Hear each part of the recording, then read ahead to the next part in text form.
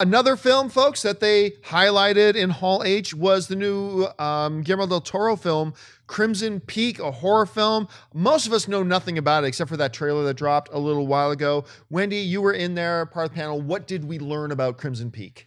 That it's going to be in the style that everybody knows. It's going to be beautiful. It's going to be really, really creepy, and this time in English. What stood to you on the panel? What did you learn? The Del Toro kept referring to this film not as a horror movie, but as a gothic romance. And I thought that was really interesting because you had Hiddleston and Wasikowski who were going to be getting together, and then Jessica Chastain, the creepy sister. And it seems like sister and brother have some sort of plot that they're recruiting Maya for. And this trailer was the best that I've seen because it was creepier. It was a little bit scarier than the other trailers, which I was complaining about simply because the movie looks cool. It looks visually amazing, but it just didn't really terrify me at all. And maybe that's not the primary goal of this film, which is an interesting twist on it. It's a haunted house movie for sure. There's going to be a lot of ghosts. There's going to be a lot of demons running around this place, but it also is aiming to have higher goals than to just jump scare. It's telling a really intricate story here too, and that's what I took away from this panel. The other thing I took away from this panel is that Tom Hiddleston literally can walk up to any female anywhere in the entire world and have her in the palm of his hand if he so chooses. He doesn't need to be wearing the Loki costume on stage to get a huge reaction. Everybody loves that dude. You know, it's really funny. I always thought that the hallmark of a really good horror film are the films that understand that good horror throw a wrench in the equilibrium of your emotional state.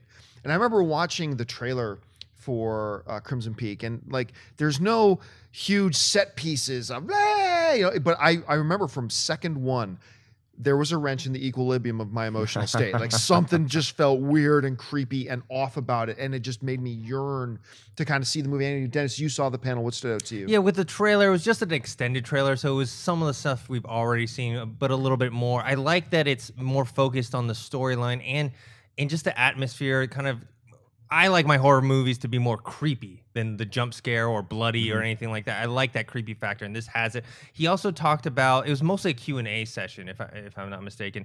He talked about how gorgeous it was. A lot of people asked him about the production design. He actually said it's in his top 3 movies that he's ever done.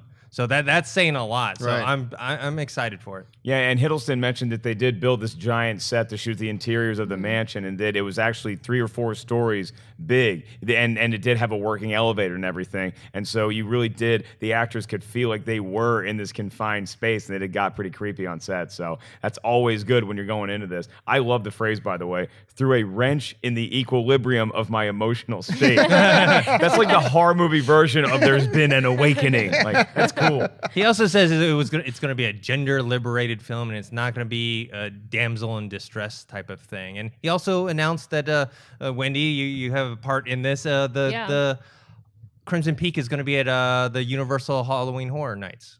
Oh, Yeah, really? we released that, and I'm very friendly with people over at Universal Studios. So that was the first official Maze announcement for HHN this year.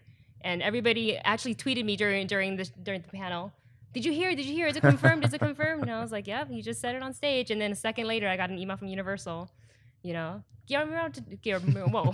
I'm just not even going to say his name, confirms the Maze.